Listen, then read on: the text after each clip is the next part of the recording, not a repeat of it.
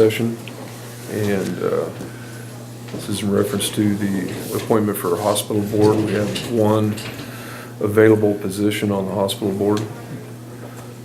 Do I hear a nominee? Well, the reason we'd already kind of appointed Connie, and I kind of feel like, being as we appointed her earlier, that I would like to stay with Connie Jenkins. Okay. Second that. All those in favor of offering Connie Jenkins the position of hospital board member? Aye. Aye. All those opposed, same sign.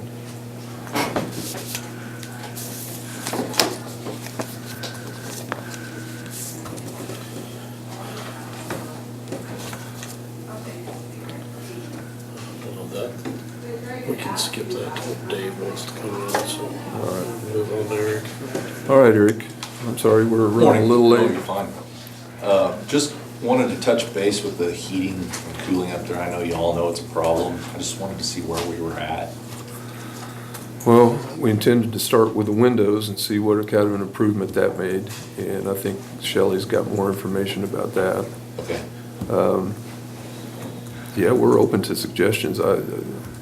We had a couple of individuals look at a possible mini-split system up there in that dispatch room. Nobody gets back with bids to me. I mean, Yeah, we've had some I look, can but no have them come bids. look. I've had 3 different people, Okay. but nobody has gotten back. Why with don't you make bids. contact with those 3 I individuals? have, repeatedly, Really? yes. The only person I know of is Neitzel's Heating and Cooling.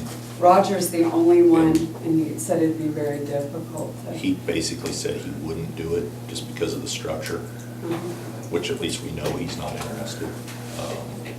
He did say the company that's working up on the hill for the county, Hutton. out of Hayes, I'd have to look. I know who you're talking about. he said that they do commercial stuff. That's the only lead I have. Oh, Knip Services does them. They've put mini-splits into the hospital. He did say that that company up there from Hayes did the school, grade school maybe. So they've done some work in the county, And how'd you come by this information? Neitzel.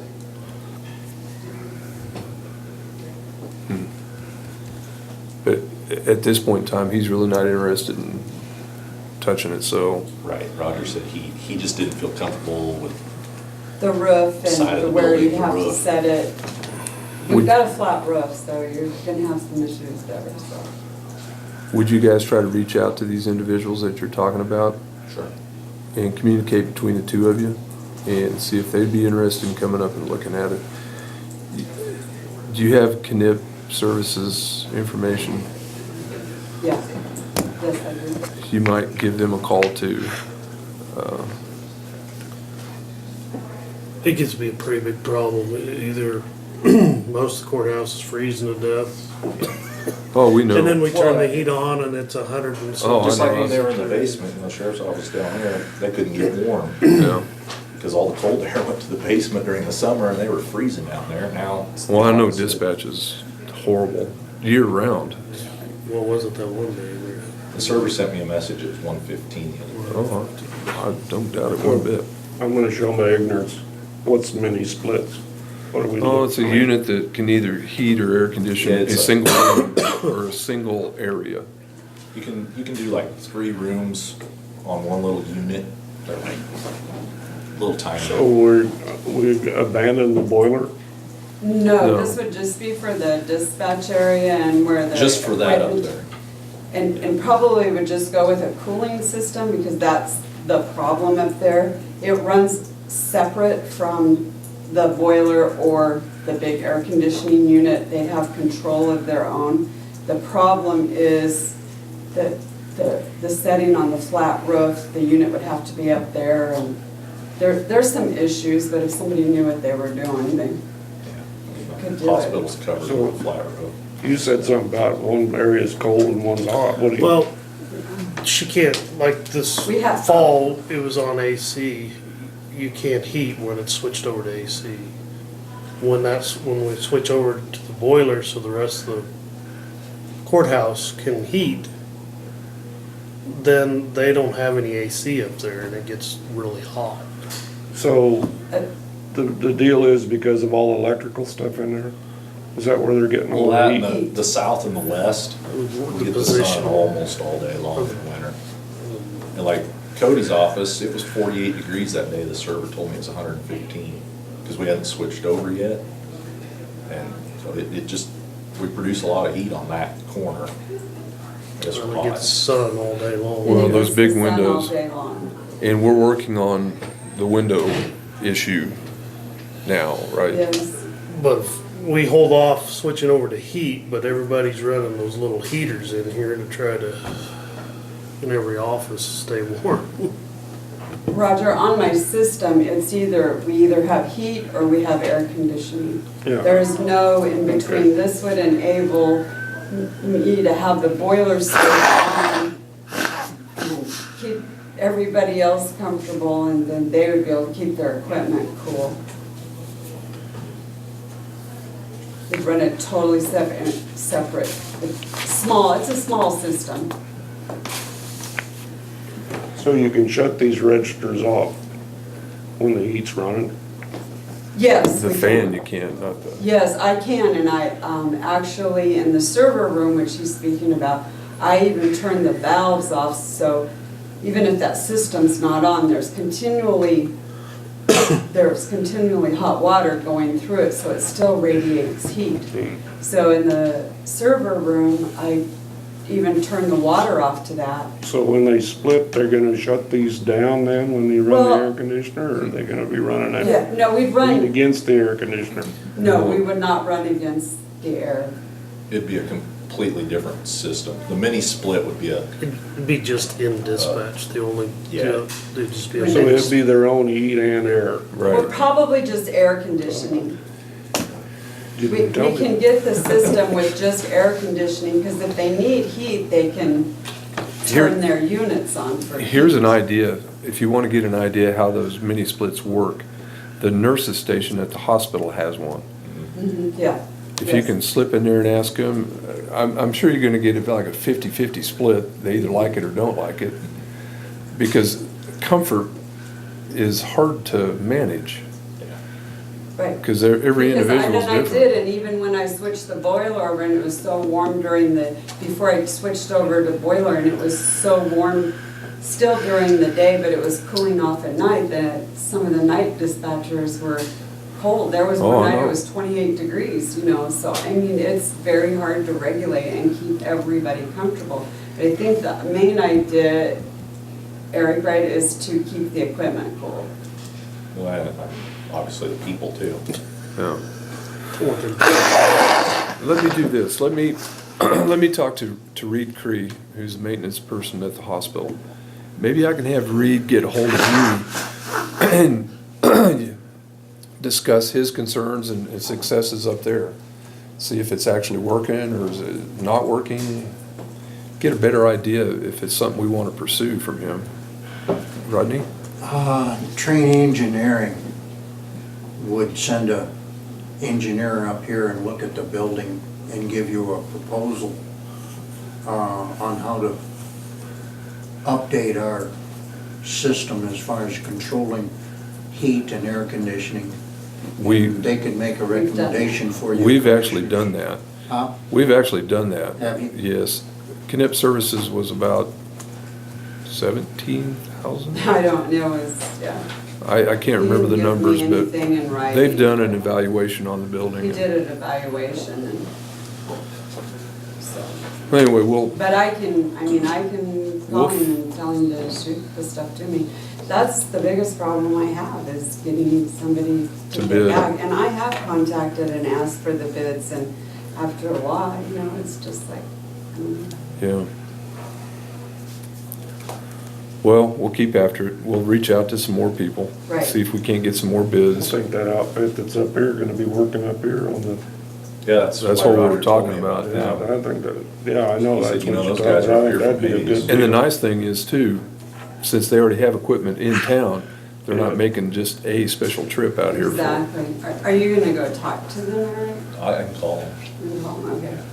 Yeah, I'm open to that. Okay. Me too. I think it's a good I mean, if we idea. could get somebody at least come by and say yes or no, we'll look at Yeah. it. See if it's possible or not. Okay. All right, thank That's you. all I have. All right, thank you, Rick. Shelley? Okay.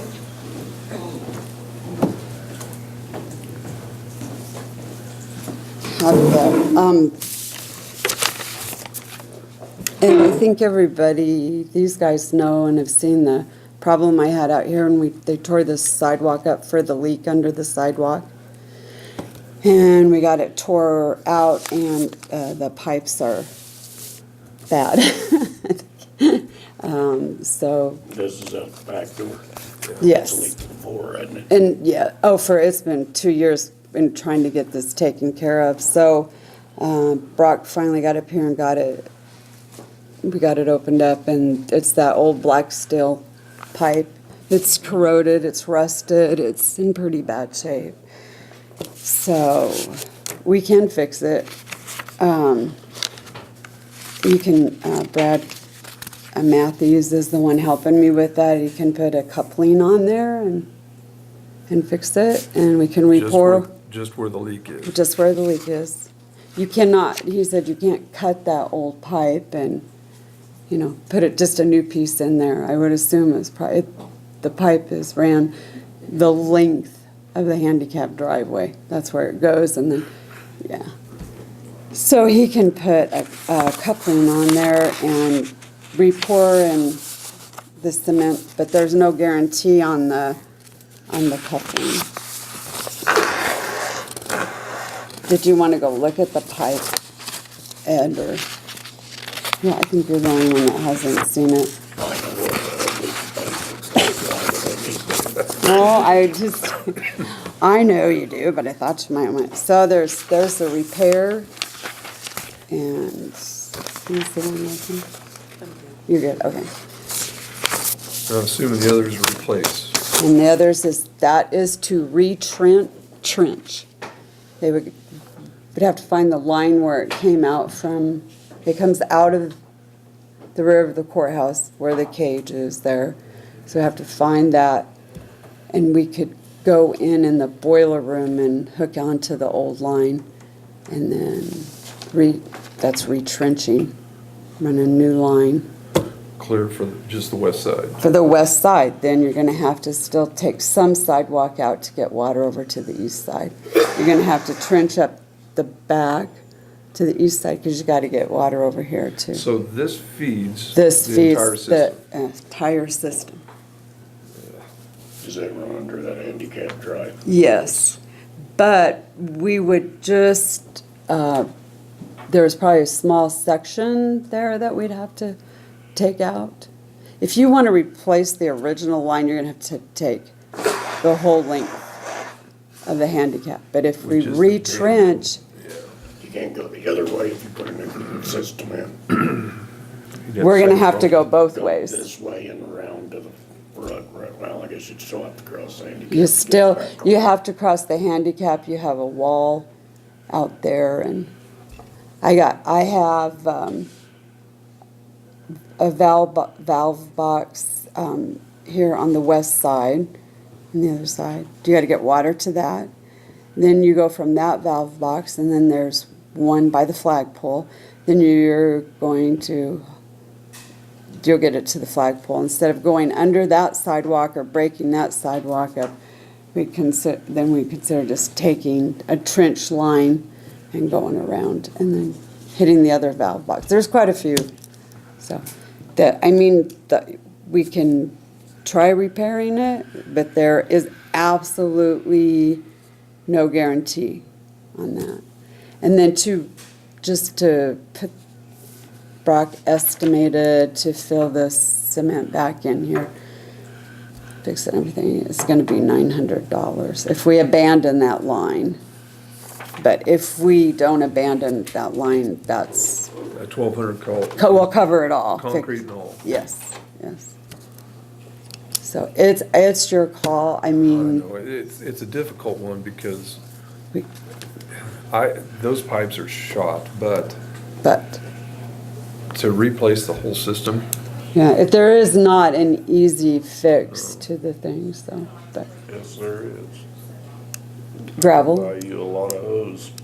Oh, well, I have a lot of hose. If you,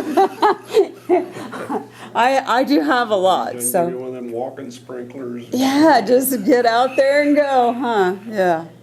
So, Well, I don't know about you guys, but for now, for this winter, I'm kinda leaning towards the repair for $1,200. What's your budget look like for next year? well, for next year, should be okay, yeah. I mean, I don't You're have gonna that have enough much. to cover this next year. Well, I talked to Dolores, and it's kinda up to you guys. This can also come out of courthouse general for the 48. So, that would be your call. I don't have I that gotta agree budgeted with in. Terry for now, I just fix it, cause For we now. don't need it. Okay, Yeah, cause we're not gonna need it through the winter, right? Right, You're correct. already shut down and, okay. I mean. Yeah, you I'm turn- so, yeah, we shut down. Right. We're shut down. So, Well, I guess we'll just cross our fingers and hope for no big surprises come. when it's come Spring. spring when we turn it on. Okay. That's fine. with No. me. What do you think, Roger? And I'm sure we're gonna be fixing it down the road, but maybe we can get away with it for a couple of years. Okay. That's fine. Yeah. Well, the thing is, if they put a new one in, they're not gonna do it till next spring anyway. Yeah, it's not. He would probably start now. So, he said, before weather got too, he'd probably get started. It's gonna be quite a job, but, you know, it's gonna be Yeah. anything. Yeah. And the repair for now? That's. Okay. What I'm thinking, unless Roger's got a different view there. No, I wish we could fix it. Oh, I do too. I'm just a little shocked at the price. And the amount of course, you've got Work. a lot of yard. Yeah. And, you know, do you have to get water to those valve boxes to Yeah. water the, I wish I knew how much it'd have one of them, those borers come in. yeah, They can bore under and you don't have to be tearing concrete out and putting concrete in. Yeah. And they can turn corners and go about anywhere they want with those things. But they're expensive. Yeah. Yeah, I think for now, let's go with the repair. repair. See what happens. I know it's kind of. Do, you want me On to the take cheap that or you want to side. keep it? Okay. I don't know that I need it. I have enough paper. Then I have 2 estimates on insulating the framework and around the windows.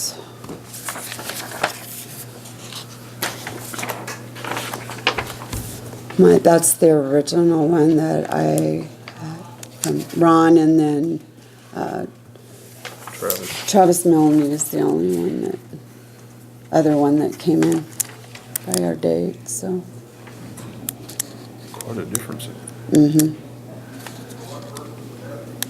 Yeah. And there's approximately 78 windows. And I've really been paying attention and looking at them when Travis Milne came in and we went. And there's some windows that are actually in pretty good shape. So the framework around them. But, so that's a rough estimate how many windows that we do. And probably wouldn't do them all at once. Just, you know, take an office at a time as we can. Right. Get to. And so,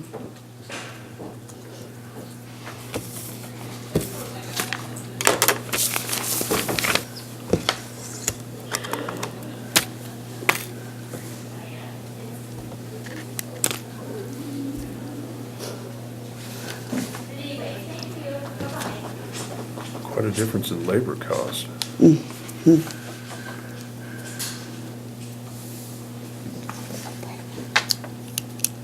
didn't tell you happy Halloween.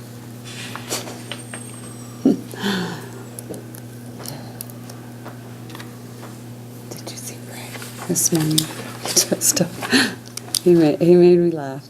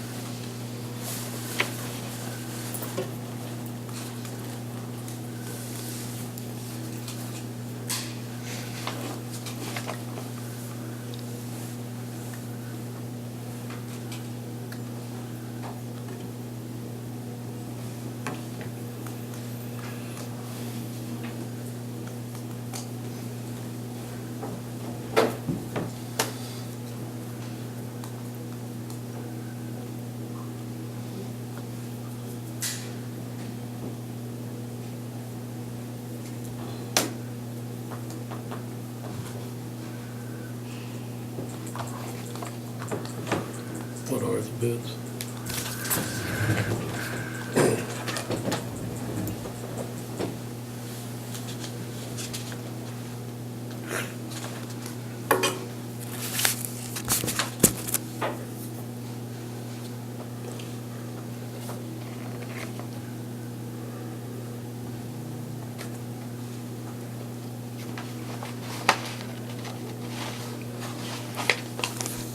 So there's a chance that there are some good enough windows where, Some of them that we pulled the framing off of, actually the insulation was still good in there, and that we could just put a little bit of the spray around there and caulking and stuff. So that, I'm probably, but I just wanted to be on the, right, per window. Yeah.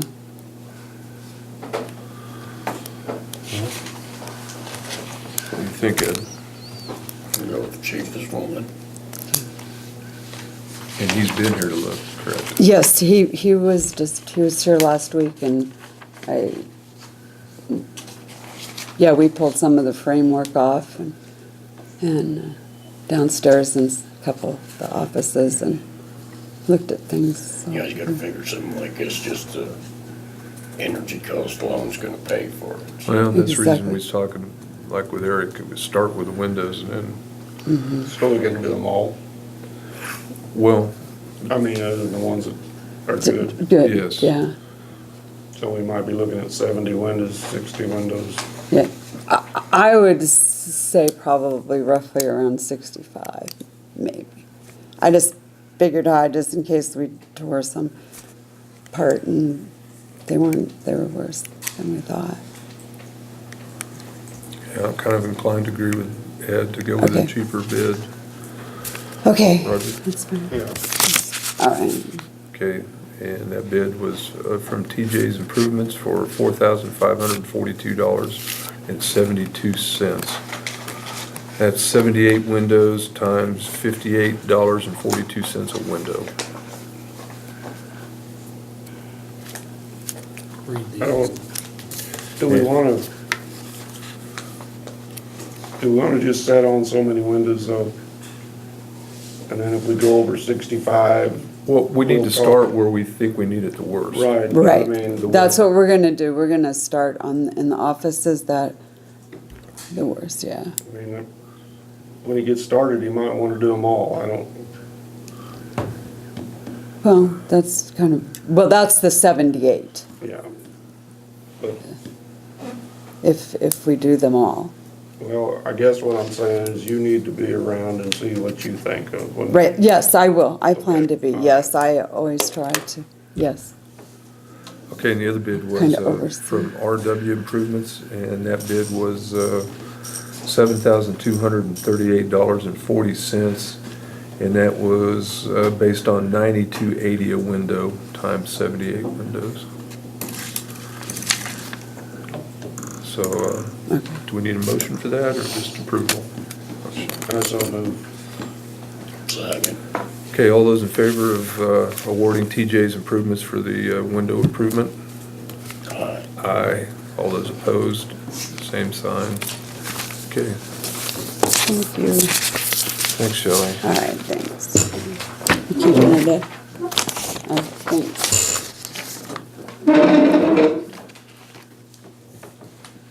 Okay, Alicia and Julie?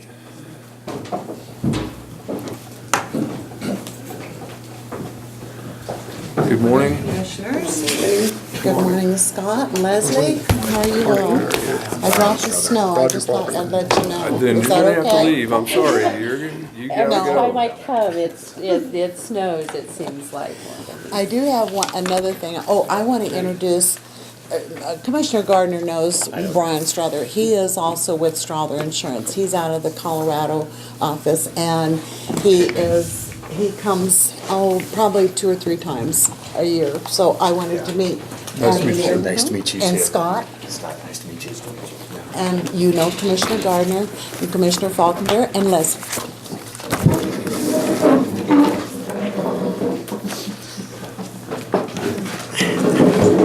he makes up for the fact that I'm older. So Oh, well, there's my We all need- perpetuation plan. we all need somebody like that. I know. One of the things I'll wait until Commissioner Gardner. Commissioner Gardner gets back. I want to, before Julie goes over the numbers and everything, I wanted to talk a little bit about what you have done over the last 3 years. When the decision was made back in 2014, we've talked about that before, as to how much of a positive impact this program has been on for Cheyenne County. And I just wanted to hand this out. If you'd hand one to Commissioner Faulkner and also to Leslie, I'd appreciate that. And Scott, here's it. In 2015,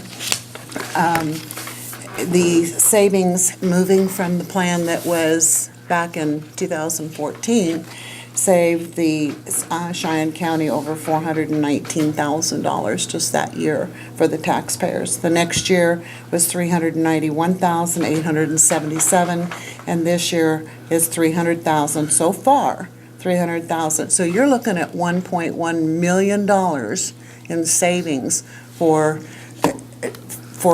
being with this plan. And what that means is that if you went out on the street and just bought a plan for your employees that was similar to this one, like with that $1,000 deductible, that type of thing, you would be paying $1.1 million more for that plan. This is what you have saved by going with this. And you might explain, how do you achieve those savings? I mean, where do those savings come from? The savings are because you have purchased a high deductible health plan. So here's the market, here's what it would cost to go out and get a plan like you have for your employees now. You've bought a high deductible health plan.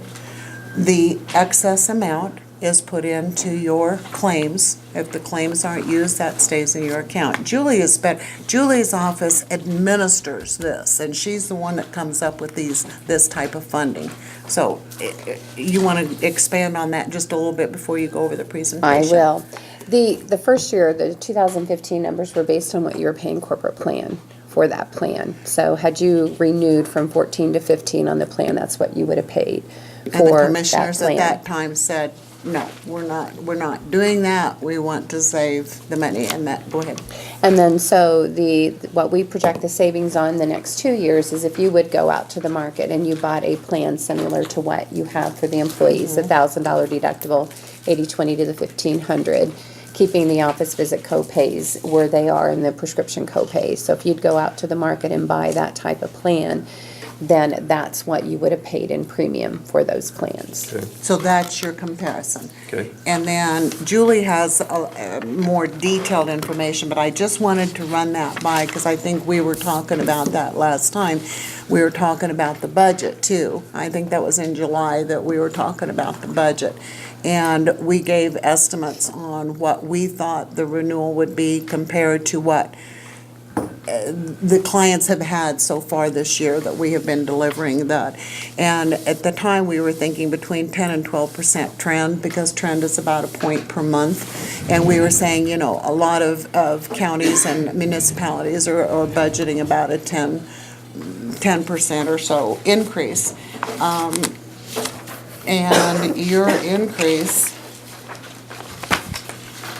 1.87. It stays like this. We love our So, job. We like coming today, because getting a 1% rate increase, 1.87 I feel like I'm 25 years ago with this. So, And given today's political climate, who knows? Absolutely. don't even get me started on that one, Commissioner Wagner, because it's crazy. But, so what the county is doing is they're providing a really good benefit to their employees. I mean, a really good plan for the employees. They're saving money because you see these reports here of what you've saved, and your renewal came in at 1.87%. I mean, that's unbelievable. So I will let Julie go ahead, and then I'll interrupt her a lot during this. If you have questions, just holler. And again, as Leisha stated, with the plan, buying the high deductible and then designing the underlying plan for the employee and then taking that difference and putting it aside in reserves. So again, coming in with United Healthcare January 1st, renewal come in at 1.87% for that high deductible. Down on the bottom part here is what we had projected last year that would be paid in claims.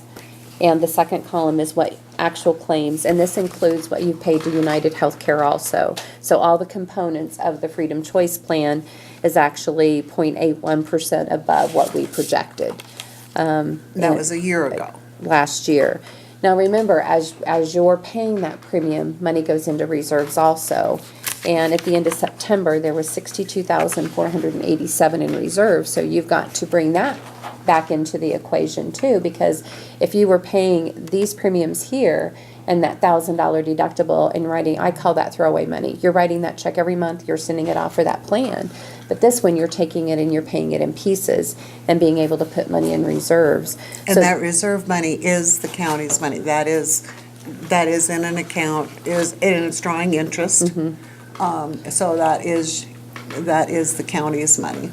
When I say your money, I don't mean your money, I mean the county's money, so. So when you figure that reserves back in, that's the third column over, because that does account for something, and you're actually running 12.43% under what was projected. And this is giving your employees $1,000 deductible, 80/20 to 1,500, so 2,500 maximum out of pocket, not counting your co-pays. I do know that most plans under healthcare reform, the maximum out of pocket for an employee is $6,350. And you've been able to retain that 2,500 with the co-pays, which is an excellent benefit. I know even the state plan, it used to be under the state plan where they had a lower deductible and a lower out of pocket. The renewal coming in at for 2018 on the state plan, the individual out of pocket on one plan is $7,150, and that's times 2 per family. You've been able to keep the office visit copay at $25. Standard in the industry is $35 to $40. You have your specialist office visit at $50, which standard in the industry is anywhere from $70 to $90 now for a specialist copay.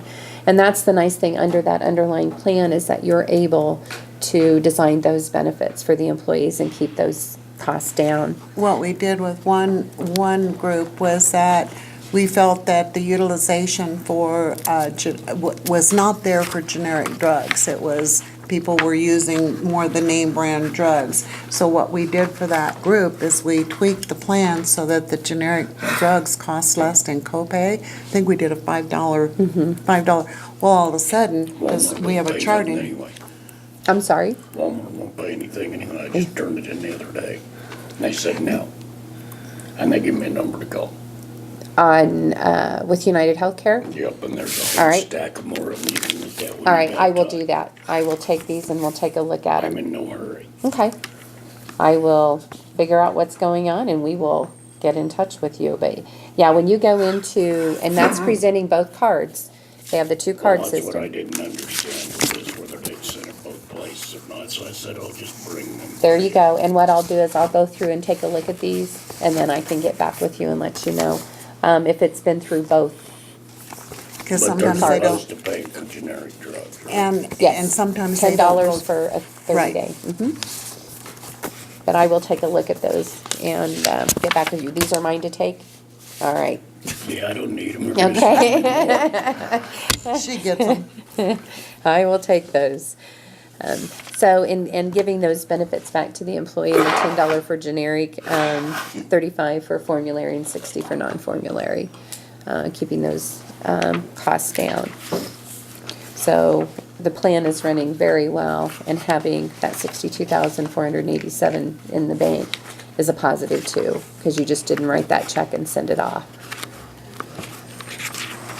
Which is what the next page shows. The next page shows that $62,487. And that's of September. The right-hand side. Then this is just a monthly breakdown of this composite here of the annual on a month by month. So we tell you what you paid in prescriptions and what you paid in medical. The next this one here is dental, because we self-funded your dental. and that comes out of reserves also. So down here at the lower left-hand side is what your claims are actually running for your dental plan. Your single is running $20.91. Your family is running $78.07. Your employee and children is running $47.97, and your employee and spouse is running $51.72. Those are actual costs. And I can tell you, in the market for your dental plan design that you have, you'd be looking at about $120 to $130 for a family rate to go out to a fully insured Guardian or Delta Dental. So by you self-funding the dental has worked very well for your plan also. In keeping those, you're just paying Keeping the the actual rates, dental yeah. cost.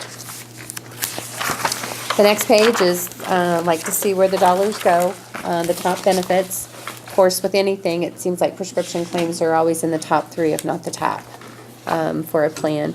Over at the very right-hand side is what you've paid out of the plan for those. So top one is prescriptions, and then you have outpatient hospital, but the facility, the surgery, and then the emergency room. And it goes on down over, it tells you the claim and then how many claims we've received in.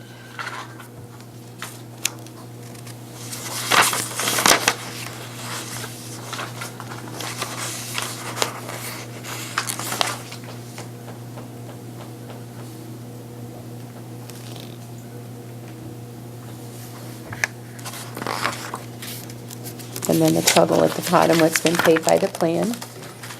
And then the next report is top providers, where your employees go. And I like that report. That's the one I like to see, what your utilization from your employees, and there's no names on here, but just the mass amounts of where people are going, because we can also determine what the utilization is for what they're doing. And ServU Custom Prescription is the secondary card, the pharmacy business manager that we use for the copays. So when you go to the pharmacy, you give them the United Healthcare card, they apply it towards the high deductible, and then we use ServU as our pharmacy business manager to run it through to get the copay.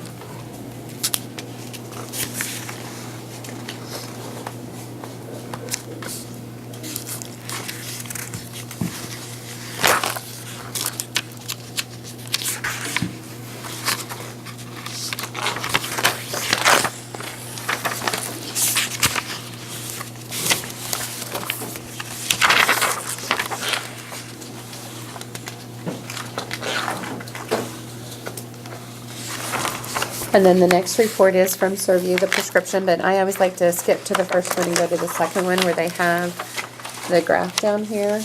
And what Alicia was talking about before was your generic utilization on the plan. And the generic utilization on your plan is at 94%, which is excellent. Very, very good. So that tells us that your employees are utilizing generic medications when they can.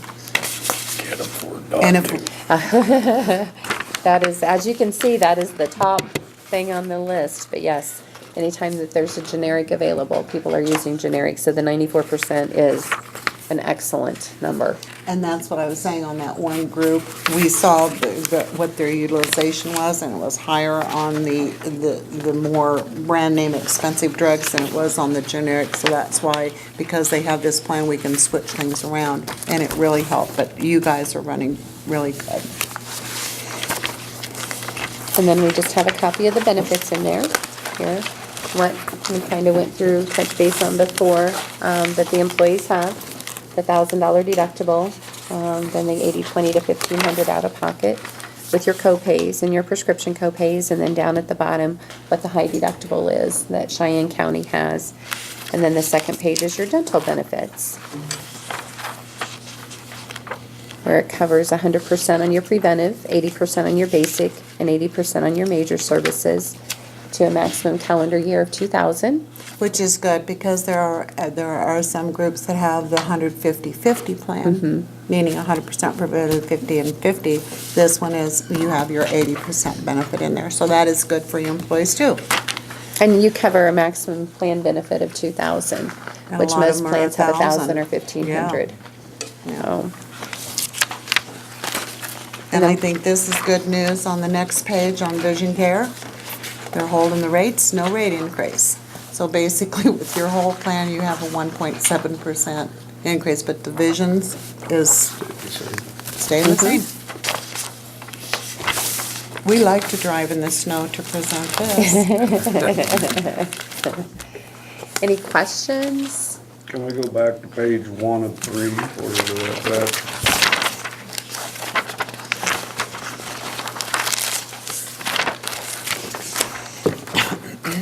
Uh-huh.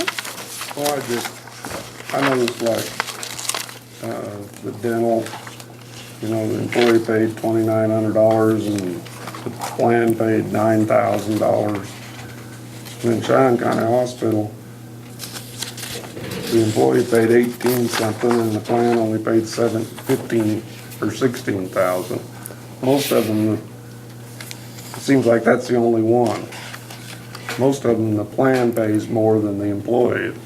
Well, they might have met their deductible and Deductible. co-insurance. Once you reach that $1,000 deductible and that 80/20 to 1,500, then the employees is covered at 100%. So somebody that might have been an inpatient up here at Cheyenne County Hospital might have met their 2,500 out of pocket on that claim, but then going down here might have been covered at 100%. Okay. That was paid by the plan. So the employee might have met their out of pocket. And then that's where the plan picks up the 100% to that $6,000 threshold. Okay.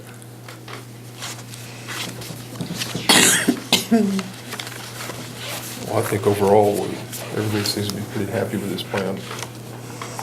Do you hear anything, Scott, from any of the employees The about only anything? thing I ever hear is the 2 cards. Two cards? That's the only thing. And I a little bit of lag What I've time heard and- too is that you need to and make that sure might that be you the provide provider's fault, cards too. to each and every provider, because it's confusing.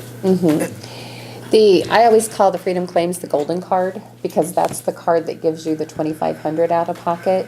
So, and it works like a Medicare supplement, which most providers are familiar with the Yes, two they cards.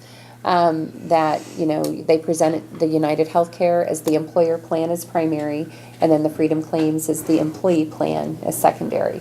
So the 2 cards.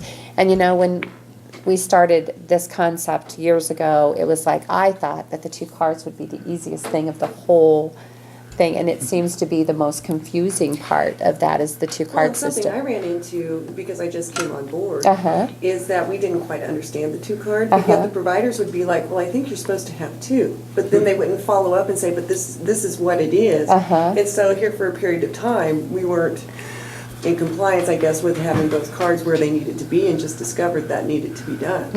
So I Well, think one- it needs to be made more clear in regards to how it works to the employee. What we do in the packet at every single employee, because the month of December is open enrollment, and we come out and we give packets to everyone, and we sit here and talk to different groups as they come in. In that packet, we stress that there's 2 cards. There's a sheet of paper in there that Julie puts in the packet that has a place that you can put both your cards and make a photocopy of it. You hand that to the provider, and that tells them exactly, I mean, sometimes you'll have a spouse that works and the husband's out in the field or whatever. He folds one of those up, puts it in the glove compartment, he doesn't even have to carry the 2 cards. But carrying the 2 cards is the best way to do it, and we stress that over and over again. Leslie, I understand, you came in and probably missed out on the lecture that she and I give to the employees about the 2 cards.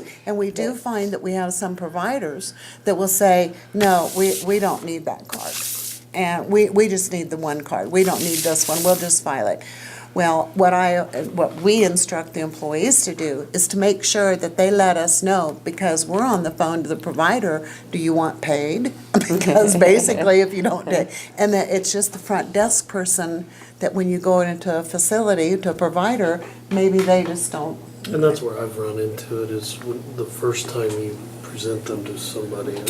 And we're here to And call that's- them. We will do that. And one thing that. Once you get it through their head, then they're all right. You got to get past that one person. Yeah. Yeah, The front desk. yeah. The person that takes the card, one thing that Commissioner Reagan was saying was the fact that the lag time, that sometimes he feels that, he's heard comments that getting the claims processed on the lag time. And what could happen there is depending on when the provider files that claim. Right, that's just as much provider fault as anybody. That could be. I know, when they filed that claim to United Healthcare, of course, in Kansas, you have to have a claim processed in 30 days, a clean claim, or you have to pay interest. So when that claim comes in, and then we have to get the explanation of benefit sheet, how United Healthcare, and they file it, well, if it's paid, depending on where it is and how often the provider bills, it could have a 30-day lag time before we even see it from the provider. Well, if we have an employee who, let's say for instance, had some work done in May and hasn't heard anything yet, should they get in contact with you? Absolutely. Yes. If I had the conversation yesterday with someone at a group that said that they'd gone in for a routine colonoscopy and they hadn't received anything, and it's been 5 months ago. Well, number one, any routine preventive services is covered at 100%. 100%. So it could be that we hadn't even received that, or we won't even receive that claim because it was covered at 100% by United Healthcare. But if you're not, don't wait, or if you get a bill, and we can go through that at the employee meetings too. If you get a bill and you're not sure if it's, then pick up the phone and give us a call, and we can tell you if we received it as secondary. Don't wait until maybe a collection letter comes, because maybe they Right. didn't file And I it as think that secondary. this is exactly what happened. They waited. Well, they got a collection letter without getting anything back from, Yeah. but we can discuss that. Okay. And then, anytime anybody gets a bill, or if they haven't received anything, to pick up the phone and say, I went to see Dr. Smith, 6 months ago, I haven't gotten anything, and we can follow up and we can check. So that you want the phone call to go to you, Julie, to your office? Yes. Yes. In Great Bend? Yes. Yes, Okay. because And then we can- Annie is there. Annie is her claims supervisor, and that's who I get. If I get the phone call from Scott or from an employer or something, then I get all the information. And a lot of times I can just look at the EOB or whatever, and I'm like, okay, provider. But a lot of times it goes to Julie's office, to Annie, and they take care of it from there too. So they have two avenues to Yeah. get in touch with. so. Alicia or the office, and we And definitely if can we check can't, out. if you can't get anybody, Brian, he travels so much, but he's on the road, he'll get it taken care of Yeah. too, so. So you have 3 avenues to go to Yes. Okay. to definitely get an answer and get it taken care of. You bet. And you will get a packet. Well, now, do we have approval from the commissioners to go ahead and with the renewal to set up the employee meetings for December and get this going again? It's the only offer on the table. So I say yes. Do I hear a motion to go ahead and approve Freedom Claims Management? Second. All those in favor? Aye. Aye. Okay. Okay, so what we'll do then is we will set up the employee meetings to get the packets out to everyone, and we'll coordinate that through you, correct, Scott? Yep. Okay, we'll get with you and figure out when. Make sure it's a blizzard. I want to make sure I'm driving in a lot of snow, Scott. Not a nice day. The last thing I want to cover just real quickly, and Julie just mentioned that this morning when we met this morning. You have 6 or 7 employees that are of Medicare age or thereabouts of Medicare age. And some counties have said, you know what, we're just going to go ahead and we'll help with the employees on some of their Medicare stuff and what have you. One thing that Julie mentioned this morning is, and we don't mention names, but there is an employee through Cheyenne County that with what she has come up with has also saved the county money. That's our big thing. We want to save you guys money. We're So all for that, she too. came up, and I'd like you to tell them just very quickly that one story about the employee and how you do with the donut hole. There was an employee a couple years ago, and she already had, or dependent, she already had Medicare Parts A and B and a Part D. And there was no reason for her to pay for both. I mean, or of course you pay 100% of the premium. She was already set up and ready to go. So we just put that in place with her, and that's what her medical coverage comes under. And then on her Part D, the prescription, when she gets to the donut hole, then we open up the Freedom Choice Plan, we help with the prescription coverage, and then when she gets through that donut hole, then Part D picks it back up. So we- basically, the claims are not hitting you guys because she's utilizing the AB, but then Medicare has this on their drugs, has the donut hole. When she gets to that, they open up Freedom Claims, help with that, and go from there. So that saves you guys money Nice too, benefit. okay? We are always trying to think of ways to get around that. And I don't know what you all have decided. I know we talked about that last year on the Medicare age people, but I don't know how you want to deal with that. Sometime you guys want to talk about it, let me know what you want to do. But that is one nice way of saving some money Okay. for you guys. Any questions, Scott? Anything you have coming up? All right, well, we definitely appreciate Yes, we do. the business Well, and thank you. working with the county and the employees, and We enjoy it. look forward to another year of You savings. guys are very nice to work with, so. Wonderful. Thank Thank you. you. Okay? All right, Thank you I very will much. check on this for you, and I will be in touch. Well, it might be because the deductible isn't bad, I don't know, I can't understand. I'm We'll gonna go get some put on my answers. snow chains and get out of here. Yeah, likewise. Good seeing you again, John. Oh, Thank Scott, you. I knocked over the Kansas State Park. It's very nice to meet Yeah, it'll be all right. Scott. We're gonna take a 5-minute break. We'll be right back.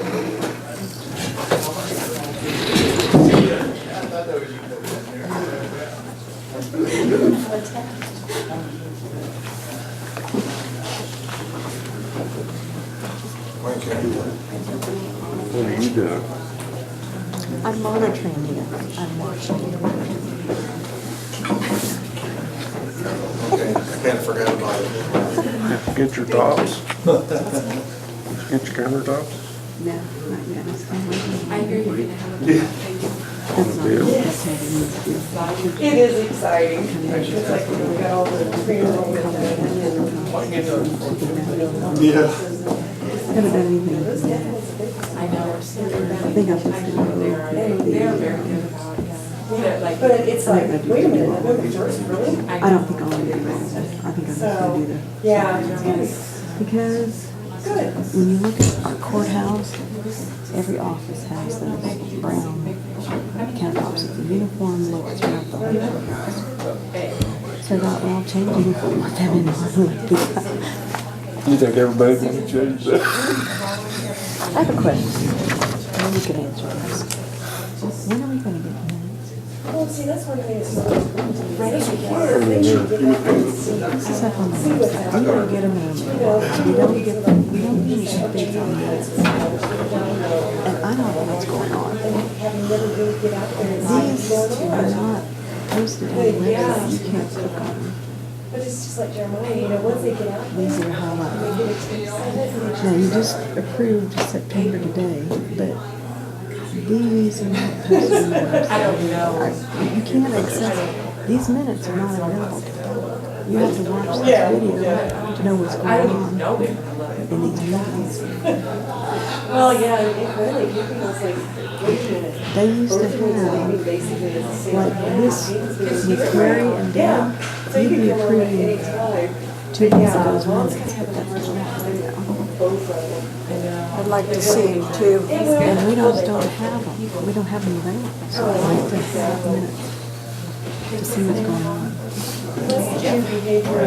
Posted in my mailbox or whatever, so we know what's going on in the courthouse and what's happening, because that's a long time. So July is the first, Nope. but the 31st is. Yeah, that's what it says, it says official, which I find this is interesting too. Official, yeah. Sometimes there's unofficial ones, but it seems like these are all official, but that's my question is, where can we get the ordinance without watching the video for hours, to see what's going on? Oh, yeah. So you have minutes, evidently you have, these were approved today, the 17th and 15th, but where are all these minutes? We'll have to ask. So this, I looked on the website today, Looked on the website today, I'm looking for minutes, for meeting minutes posted. That we can read and find out what's going on.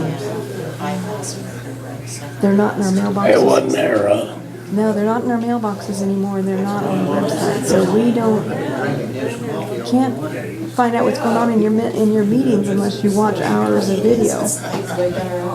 That's my question. well, I don't know why in hell anybody would wanna watch an hour of that shit. Let alone 3 or 4 of them. So that's my question, is how can we get a copy of these minutes? I looked on the website today, we don't get minutes in our boxes anymore. Really? Terry and Deb used to give us copies of paper minutes, we don't get those anymore. So they said where they're posted on the website. So I looked on the website today, and this is what's posted on there. And you guys just approved this one today, this morning. Right? Where are all these minutes? Good question. That's my question. I just would like a copy of the minutes to know what's going on in the meetings, other than watching hours and hours and hours of video. I don't think it'd be a problem for Scott to copy the minutes. As we're right now, we're like one meeting behind. You're too, well, we're Well, not. even at that, we used to get them, and they would say unapproved if we had. Right. And I mean, that was I'm always looking for standard. minutes of these meetings. Employees are looking for minutes. I'm looking for And minutes of what's on the meetings. website, it's not current, I guess, or, Yes, they're not on the website, they're not in my mailbox. And where can we get copies of these minutes? Like, some of them should be on there. They're not on there, Scott, that's what I just looked at today. Okay, we'll get them on there. Yeah, I'd like to know what's going on in these minutes without having to sit in these meetings. okay. Well, as soon as we get Roger back, Jeff, we'll be I'll ready. make my way forward. All right, yeah, work your way up here.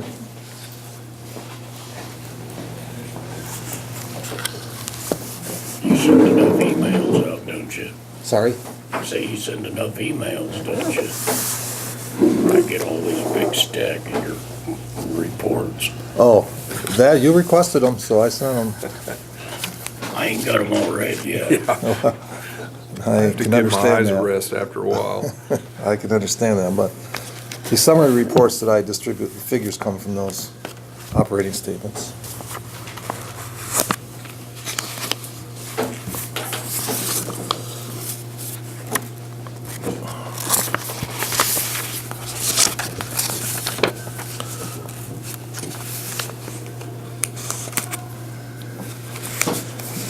So my initial agenda item was just to report, but I added an item I sent to Scott.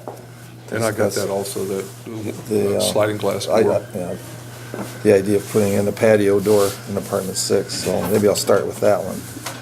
Okay. But if you remember, we put a patio door in apartment 3, Right. and that was back in May, June. And Travis Bilney bid on it, and he got it, and he did a good job, and everything done in about a week. And also, we put new carpet down, so that was an extra $1,000, which isn't required for apartment 6. It got redone about a year ago. So I'm just bringing that forward, that we'd like to have permission to tender a bid for that work, to construct a hole in the wall, put in the patio door, put it in the paper, and we'll see who bids on it. Sounds good. That's okay? Yep. All right, I got a patio door located from Ron Wilson. He had one left. And Okay. his price is about 1/10 to buy a new one. Yeah. Uh-huh, Okay, good. So- Well, at least we're recycling a little bit. yeah.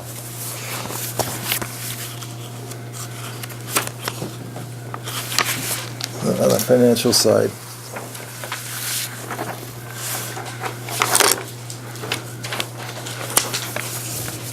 We're still running in the red, I'm sorry to say, and the reasons for that are that our nursing expenses remain way high because we have cut back on agency, but we haven't eliminated them completely. And also our revenue is not what it should be either, because we had just 24.2 average census in the month of September. You can say in October, we're running at about 27.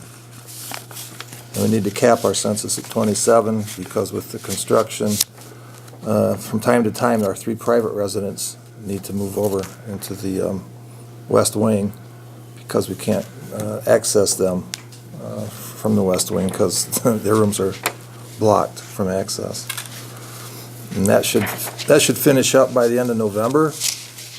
And then we've had to refuse admissions because we're at 27, even though we have a capacity of 30.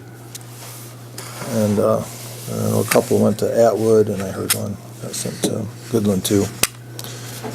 But that's just the way it is. Construction is moving at a slower pace than anticipated. Scott's been in on those meetings. And right now they've got the second dining room reconstructed. They've knocked walls out, and it's been drywalled and been primed, and the furniture has arrived.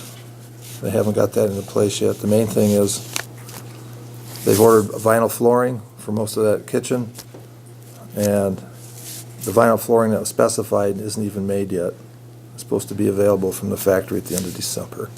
So we can still utilize it before that flooring's down, because we're going to level the floor. But then we'll have to, again, relocate everybody to the west wing when they put down the vinyl flooring when it finally comes in. So anyway, looking at the September figures, our revenue should be higher when our census is up to 27. Nursing expenses, we're working on reducing them, and we're actually down with our target PPDs, staffing per patient day. And Medicare, surprisingly, is paying for itself in the month of September. We've had 4 residents on Medicare in September. And so when we have 3 or 4 Medicare residents, we're in the black with Medicare. If there's only 1 resident on Medicare, we're paying for travel time, we're paying for mileage. It doesn't pay for itself. At the apartments, we have the 1 vacant apartment, apartment 6. We've had some people interested in it, but they are reluctant when it doesn't have a rear door for view and for exit. To exit if there's an emergency. I want to have a second exit. So that's still available. And that's the apartment that we'd like to put a patio door in and make it more attractive, get it rented. That's the one you're gonna put the patio door in? Yeah, it's the only apartment that does not have a back door. How it got to be like that, I don't know, but it and number 3 didn't have a patio door.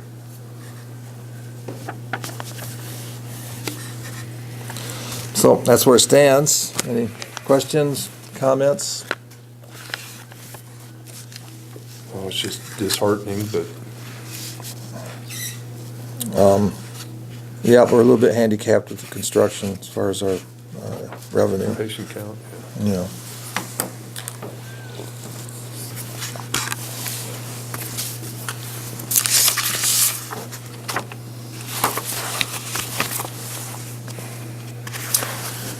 So Hutton has a second field supervisor there. His name is Kurt Miller, and he is, I think, a resident in that trailer that is back there temporarily.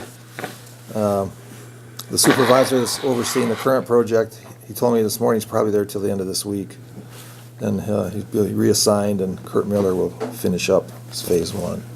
But he's there for phase 2.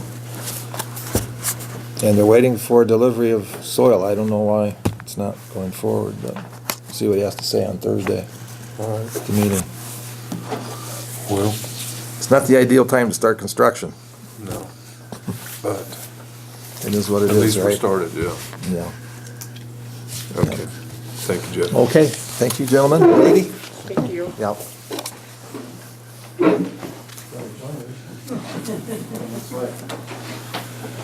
Okay, I believe we're ready for K-Camp and K-Work.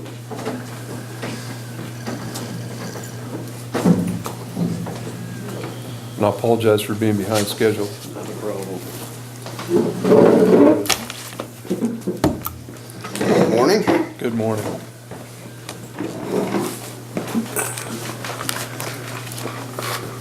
Thank you. One for you, Scott. All right, another pen. Those are good pens. I got one.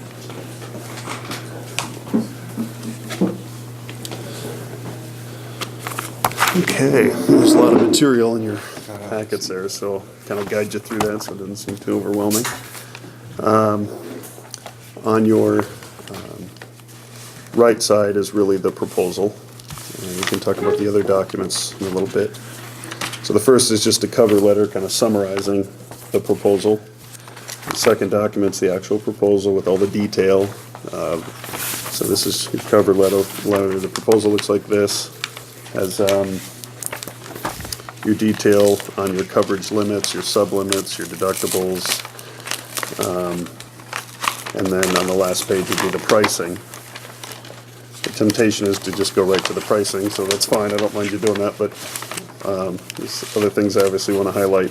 And then there's also this document, which is kind of a comparison chart for you to use to help you compare the proposals that you're given. I think what I will do, if it's okay, is to actually use this document to kind of walk you through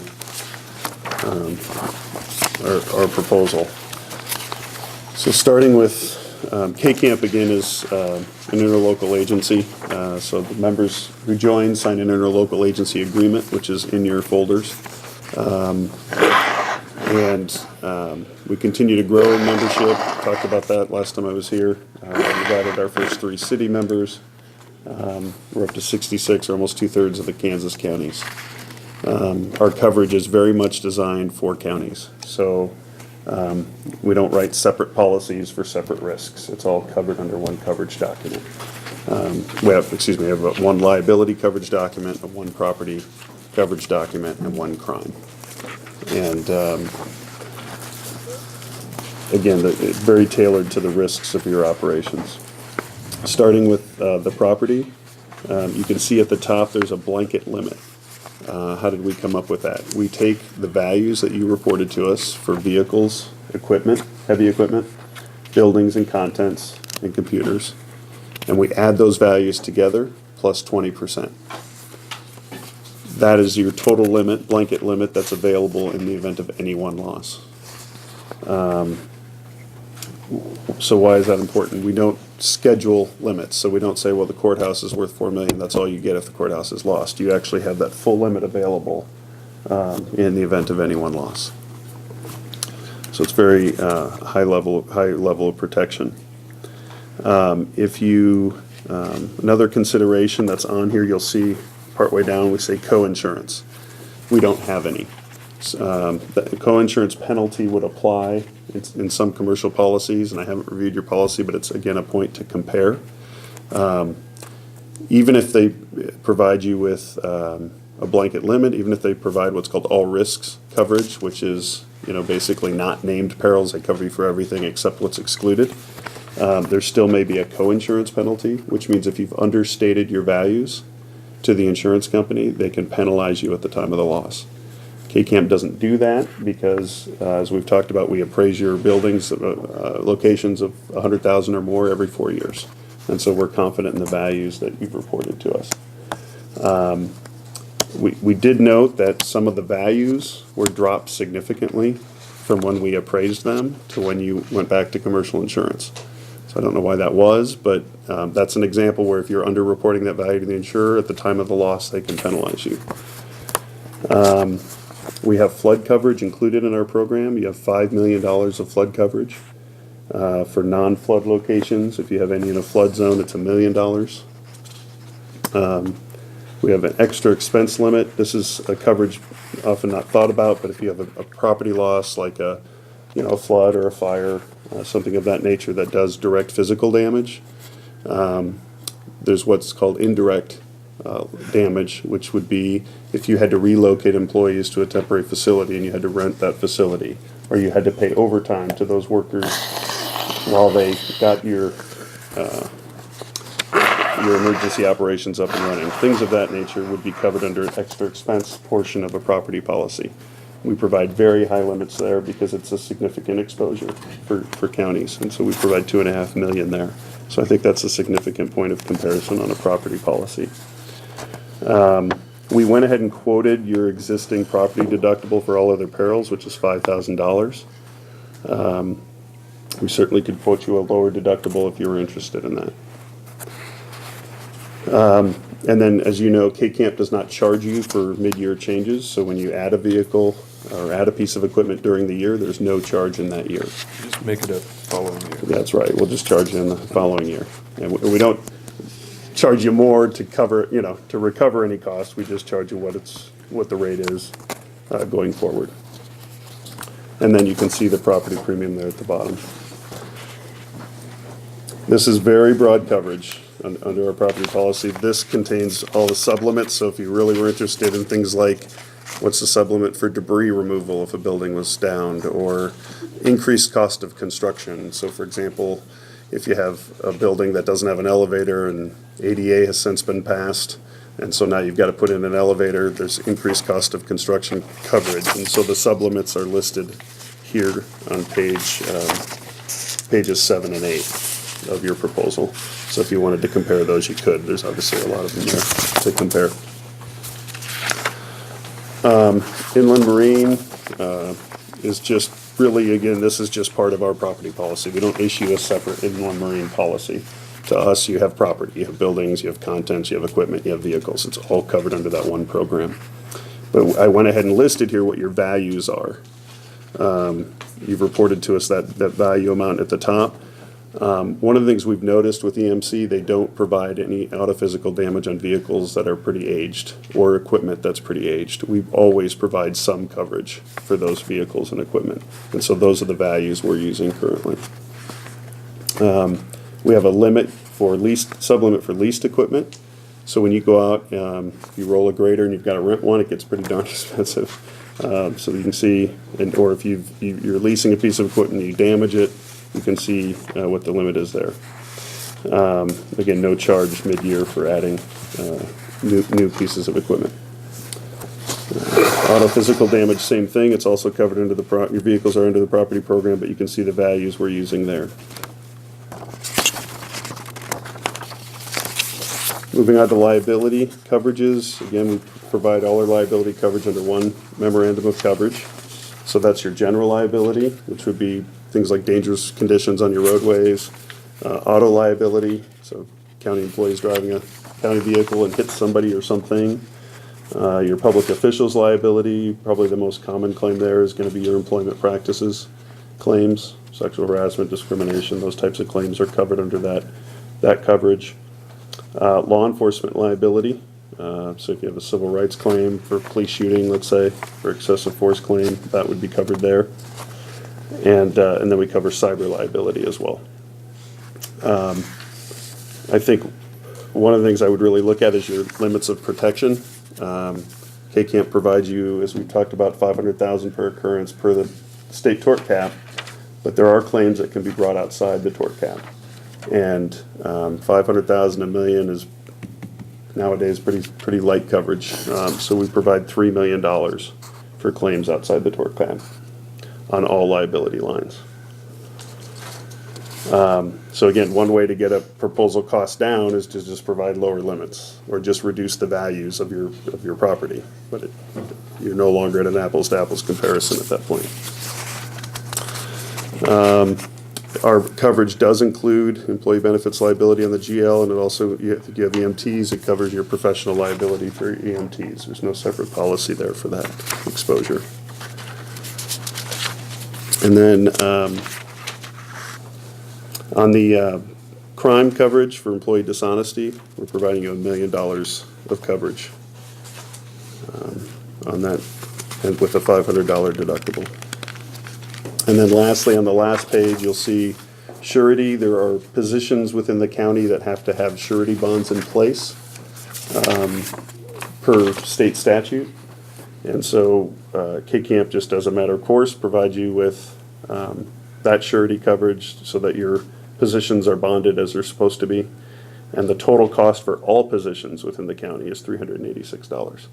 So the one that seems to get the most attention is treasurer, but we actually bond all those positions for that price. Okay. One of the additional points of comparison would be the risk management services. We've talked about those before, and of course you were in our program and utilized those. I did include a sheet in your handout, looks like this, should be behind the proposal. You can see how you were utilizing those services before.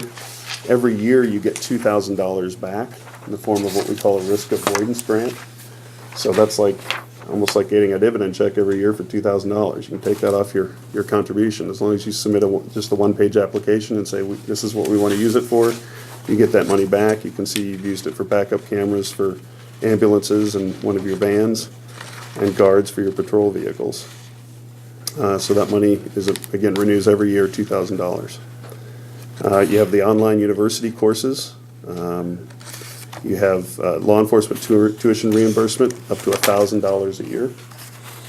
And you have Road Scholar tuition reimbursement. So all of those services, again, will be available to you as a K-Camp member.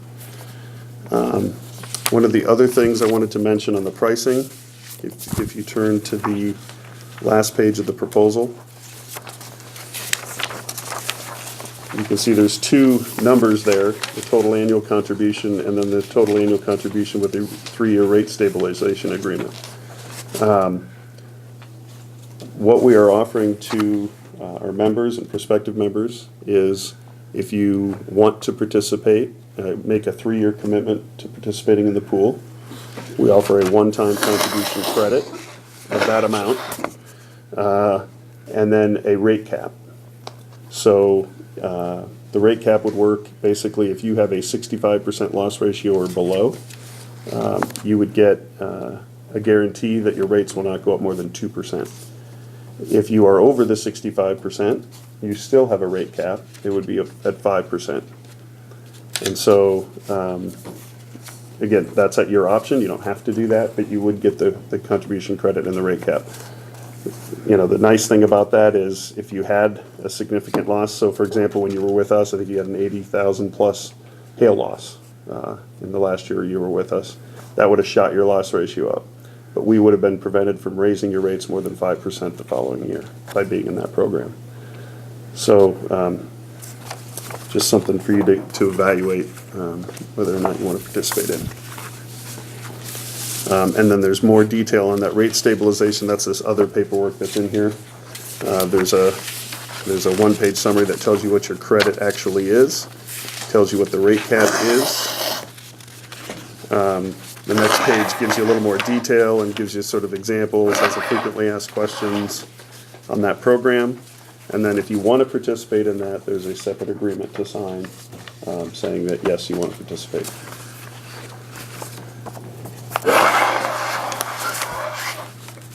Any questions?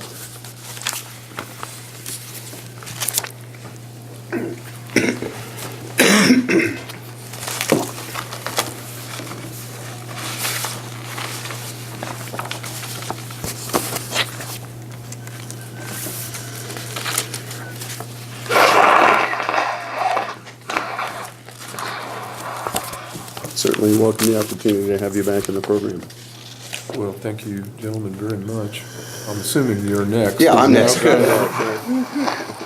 He drew the short straw, so he had to go. So I'll go first.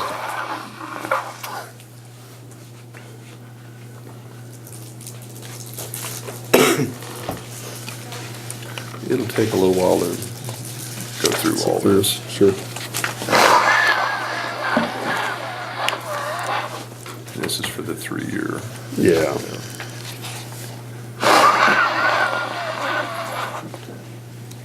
Okay. And you don't have to decide on the 3-year even today. We're giving our members until December 8th So you could simply choose to join the program and then take another, month to think about whether or not you want to participate in that. All right. Me next, all right. These for each of you. Pass that down, thank you. All right. So I'm Brandon, I'm one of the safety people. I'm the loss prevention specialist for the northern half of the state of Kansas for our counties that belong to the program. This is my 17th year working with the counties, and asked me to come to give the proposal today. To draw your attention to second page in here, what our actual proposal is. This is based on several different factors here. Oh, by the way, we have 73 Kansas counties that are insured with the K-Work on the workers' compensation side. So there's three main things that go into your workers' compensation rate, and those are the amount of payroll you have for your employees for specific types of employees, a rate that's assigned for that type of employee, and then the experience modifier, and that is a numerical representation of how good or how bad your claim history has been over the course of the last 3 years. So over here on the second page, we've got an experience modifier of 1.09. And that was taken from NCCI. Your experience modifier for the previous year was 0.88, and I was looking at your loss history, and it looked like we had one significant claim that bumped your experience modifier up to 1.09. Got the payroll that we had that was made available to us, different employee classes. The payroll information we had was from 2016, so I don't know how accurate that actually is going to be, but it should be pretty close to it. But so you know, it's based on 2016 payroll data. And the rate for classes of employees, total premium for our package. Unlike K-Camp with K-Work, the workers' compensation side, there's not a whole lot of things to talk about as far as coverage goes because it's statutory. Okay. Right. The other thing to think about, though, is as David was mentioning later on, was what we have available to you as far as risk management and loss prevention services go. When you're with K-Work, you'd expect to see me 3 to 4 times per year in your county doing safety inspections on all of your county facilities. And I do a documented report that I send to the county commissioners that shows you what I've seen, different locations, and what needs to be corrected. So 3 to 4 times per year, you'll see that. It's OSHA-style inspection. We have available to you free online training through our local GovU. So that's available for you year-round. The classes that we have available to you, to your employees, rotate every quarter, with the exception of 5 core classes that we keep on there year-round. And we keep those on there year-round because they're required training through the Kansas Department of Labor. They are emergency action plan, lockout, tagout, personal protective equipment, bloodborne pathogens, and hazard communication. So we have those available year-round for you. I also do on-site safety training for your employees.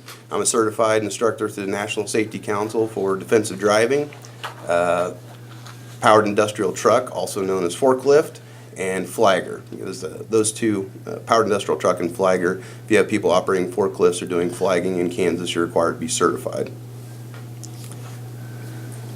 Other than that, we have video library available to you, and that's really about it. Okay. And when you say you come out and do the inspections, you're looking at buildings, vehicles? Buildings, Buildings. yeah. Anything with vehicles, or is that up to? Really don't do anything with vehicles. Other than providing the defensive driving training.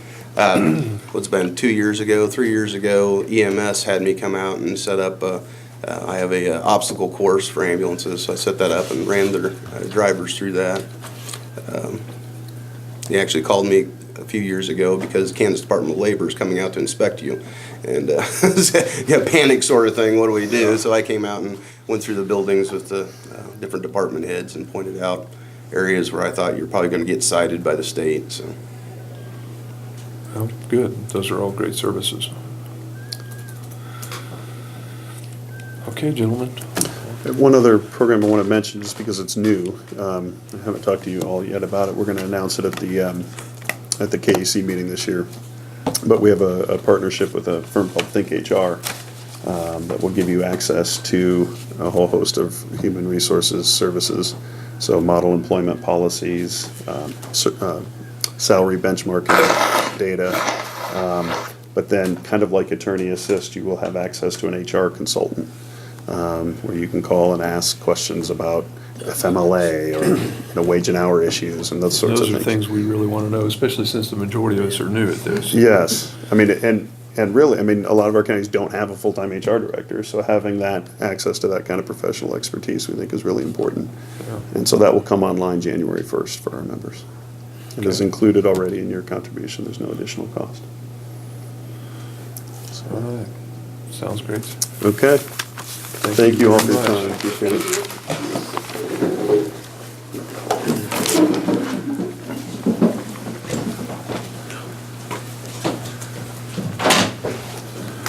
Hi, Kelly. Gentlemen, you want a break or go? Oh, we're ready. Well, brought up 3. We do it a little bit different. We don't reduce it down to the smaller version. But we will not go through every single page and save you some time. Thank you. Okay, so Employers Mutual Commercial Company, yes, that is. We've been doing this since the 80s. I've been in front of, I don't know how many commissioners over the years. And Employers has been probably the #1 commercial writer in the state for cities, counties, hospitals, school systems. So that's who we use, and that's who we've had with the county for years. So you can see on the front page, here's all our different divisions: the property, liability, the linebacker is the E&O for the commissioners, and the employment practices coverage, law enforcement liability, cyber solutions, that's our data compromise and identity, government crime, we have $100,000 crime for employee theft and da-da-da, we'll go through it. Commercial inland marine, that's the big equipment that we have. We do it on a schedule basis, they do it on a blanket. We go to Dave every year and get the new values. When he adds, we add. When he gets rid of, we take rid of. Just a difference in the way we do it. Business auto, that's our fleet of auto. We cover all of them. We take them off during the year when you trade, get rid of. We stay up to date.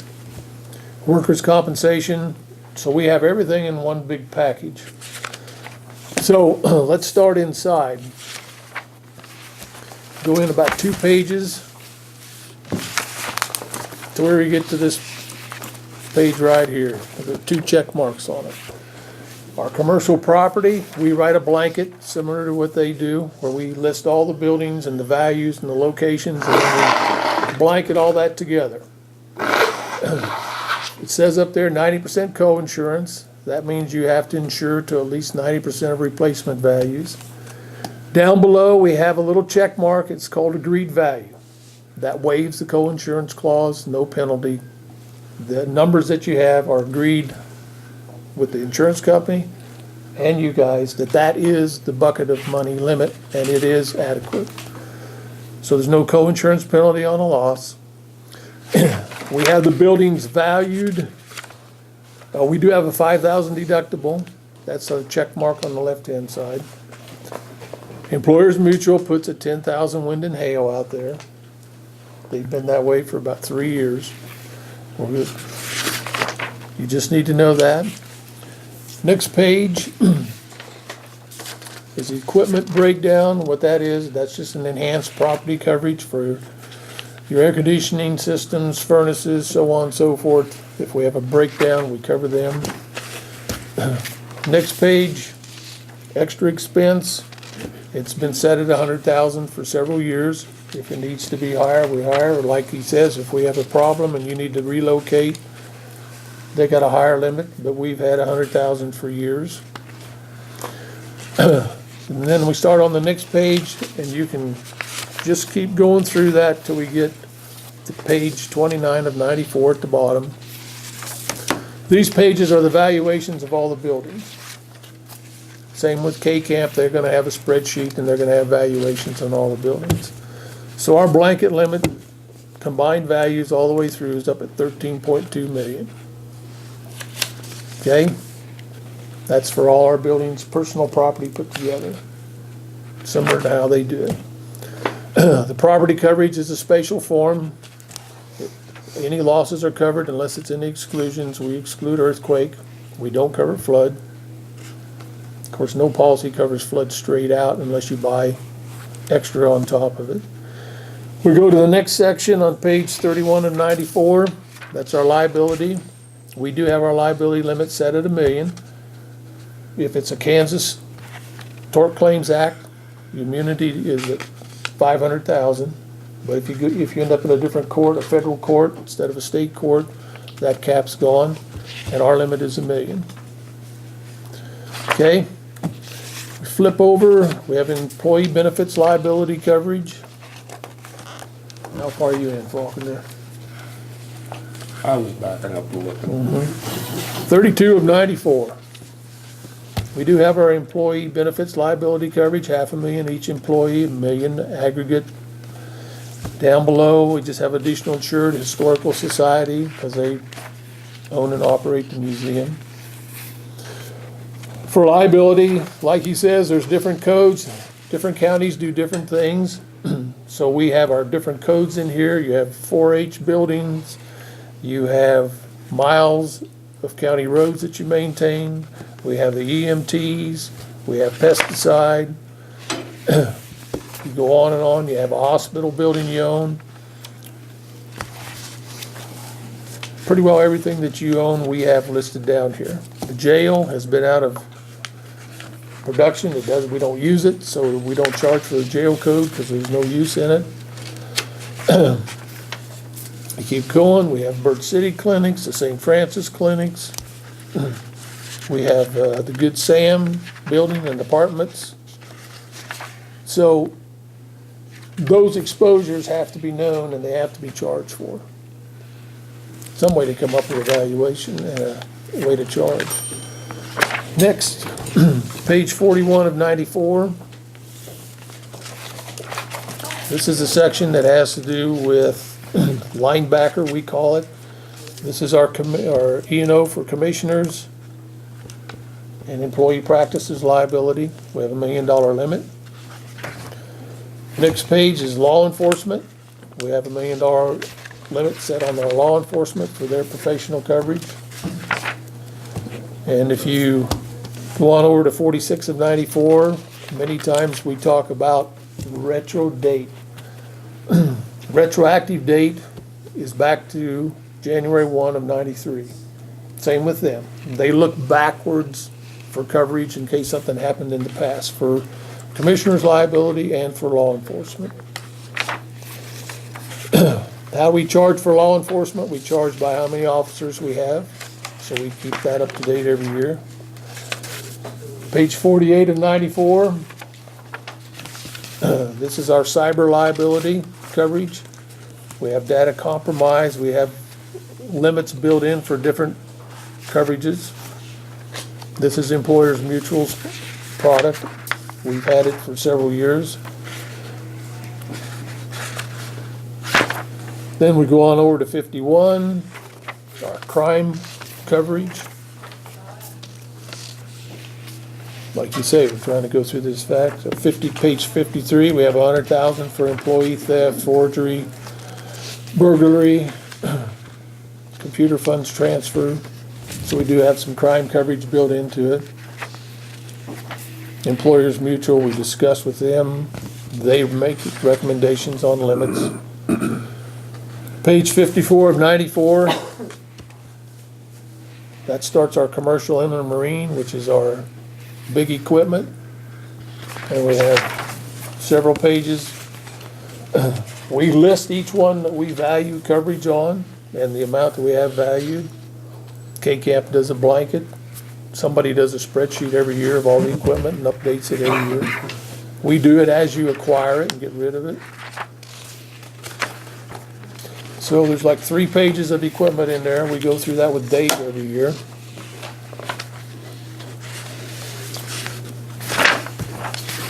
Then we'll go rapidly through to page 62 of 94. That starts your automobile. We carry $1 million liability limit. And we list all the vehicles for liability. Some of them have full coverage, some of them don't. K-Camp does a blanket and has full coverage on all of them. So that's just a difference. Some of the valuations on some of your older pickups, they're not worth much. So we just don't put full coverage on them. That's the way the commercial side does it. And you've got a lot of vehicles. I think, how many are we up to? 80? Counting trailers. Page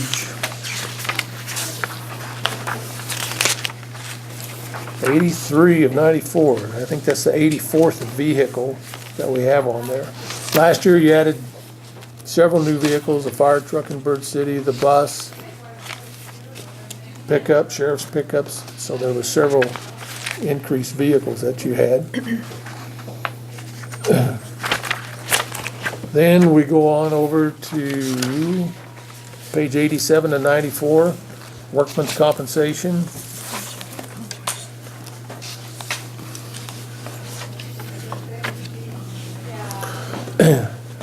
So, workman's comp, it's the same, we have a $500,000 limit for lawsuit each, and if the employer is sued.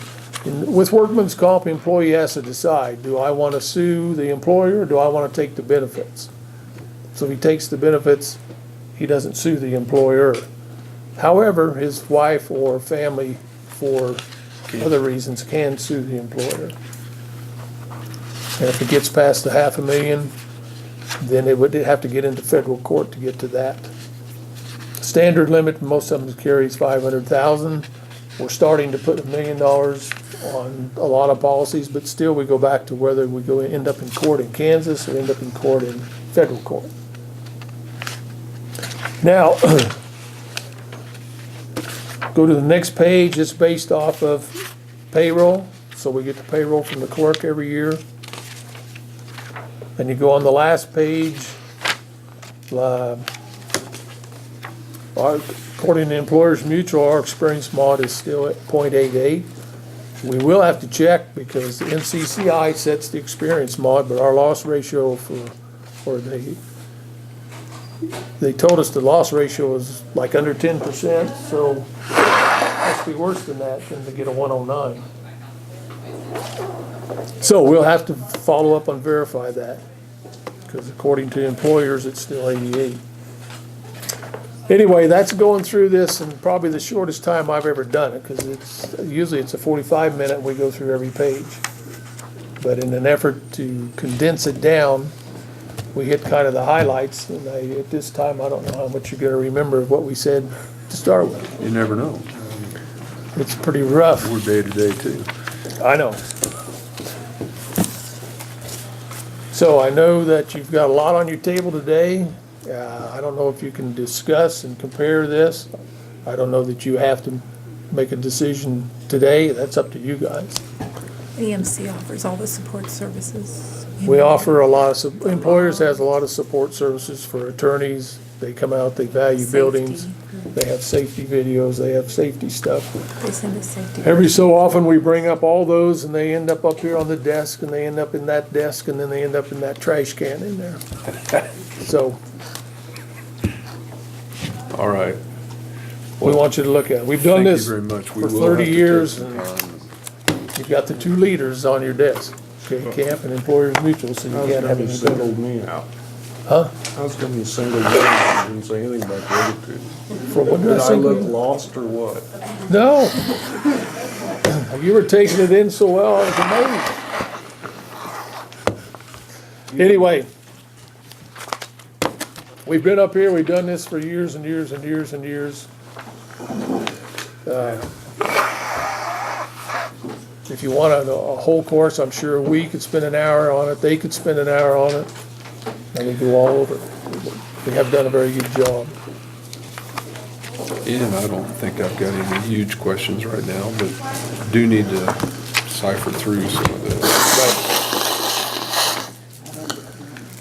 And one thing that we learned, remember last year, is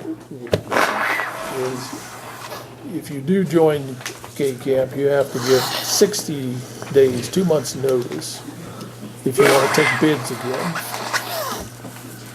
So they have to be notified before November 1, if you ever want to bid again, if you go that way, which is a downside for us. So, Okay, okay. been doing this for years. Thank you very much. They've been around for years. All right. See you guys. Thank you. Thanks. When is the final date that the decision has to be made? Probably not today. You can take, I don't think there is a sub date with EMC.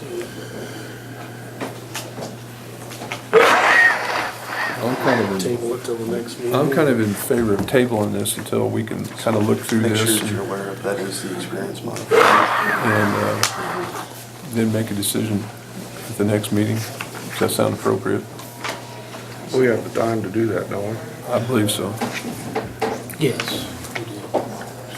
you do. You're not up against the.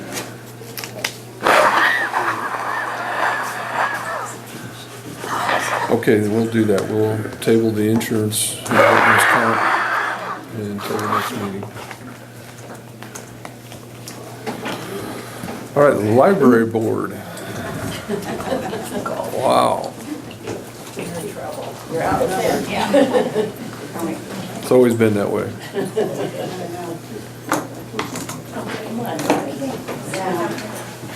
What are you doing there now? I mean, what's the construction outside or? I think they're putting up a retaining wall and then, we've got a grant, you can explain more on the outside what they're doing. On the outside of the building, we got a Hanson grant for $10,000 to beautify, quote-unquote, the library.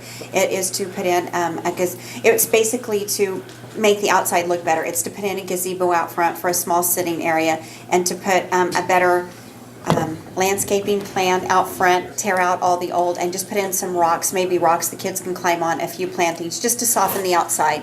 As you know, it's been 30 years and there has been really no maintenance done in the outside, so.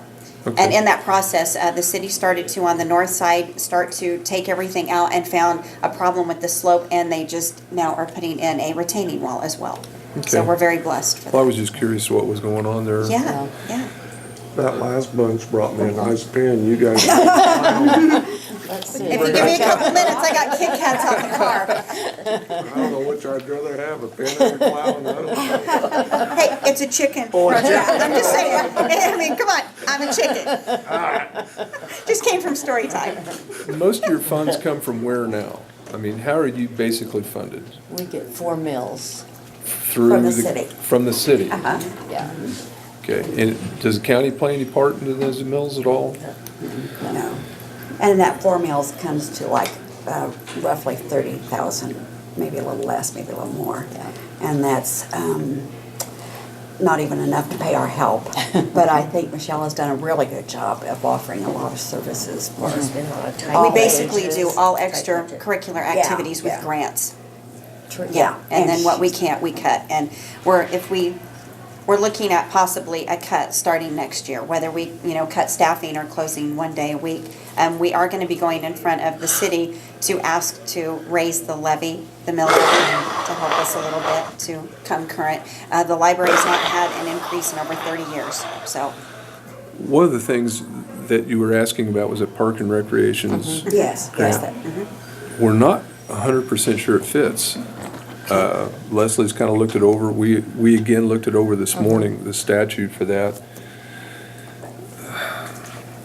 I just, Probably because Well, county as opposed to city. You might wanna, there's Well. the statute. Go with it. Basically, ladies, what we want to do is we I would looked if- at may I what you're have that? proposing. Uh-huh. And so what we want to do is after reviewing the statute and seeing the limitations in regards to this fund, we want to Okay. visit with the auditors in regards to Okay. what Oh, we okay. can and Yeah. cannot do. Okay. And before any action is taken, we want to make sure that we can do. Right. I mean, if Right, the yeah. commissioners are Okay. able to help, we want to make sure that they can. Okay. But we However, we're on a tight restraint in regards to the statute. Okay. And what those funds can and cannot be used for. So we Okay. want to get that clarified before any decision is made. Okay. Okay? Makes sense. I mean, we're not opposed to it at all. We Right, just don't want to right. make a mistake.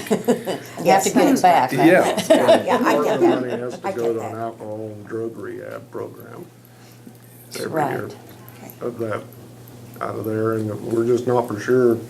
Yeah. It says for recreation, whether the library What's- is recreation. we What's the don't know. definition of recreation? Well, that's, Okay. was my first thought, and I thought, well, reading is recreation, Well- and, you For a know, lot we of have. people. And it may fit. And And that the was game room. recreation Right, for me. yeah. Right, serving your Game community. room and. Absolutely. and story hours. Okay. Absolutely. All right, well, thank you for Yeah. your time, we really Thank you. appreciate it. Well, Yeah, we- thanks, guys. We will Appreciate it. definitely pursue this. Okay, and okay. See where we come up at. Okay. All right, we'd very appreciate good. Okay, Yes. all right, thank you for your Thank you. consideration.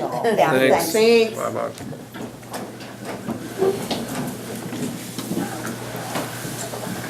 Dan, come on up. Congratulations on passing your firefighter course. Thank you. I guess I need to see if we can call executive session for 5 minutes for non-elected personnel. I so move. All those in favor?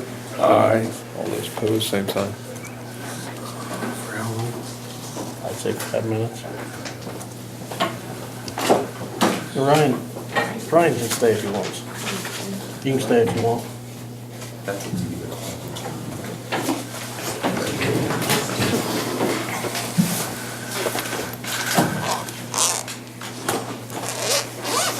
I'm making her pack her stuff. Karen's moving out.